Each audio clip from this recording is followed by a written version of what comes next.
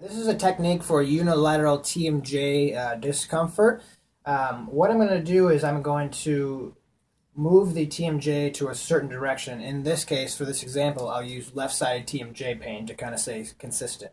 So if somebody opens their mouth and they deviate to the left, the restriction is usually on the left. Not always, but usually. They deviate towards that involved side.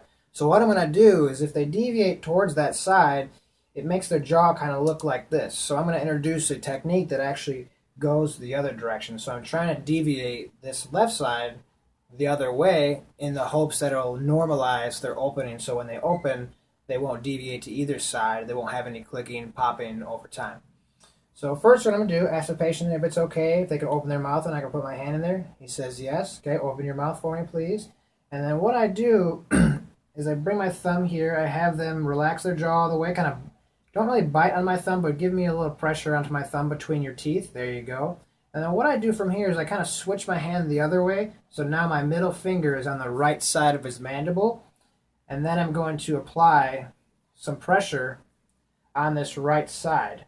So I'm here and here holding the mandible. And then instead of mobilizing his jaw and just pulling his jaw away, I'm just kind of here and I mobilize with my left hand. So I'm actually mobilizing the cranium or the skull in relation to his mandible. So what that looks like, I'm holding here and I mobilize this way. And if you can see it, when I move my hand, you get a relative right deviation of the TMJ joint or the mandible. I have them relax their jaw, go ahead and relax, and then I just kind of put them in that position. So before he was biting on me, now I just have them relax all the way, and then I mobilize again. So usually I don't mobilize with them tensing down on it. You're just kind of fighting against the muscular contraction. But if I have them relax, then I can get a little bit more hands-on, a little bit more movement and pain-free movement.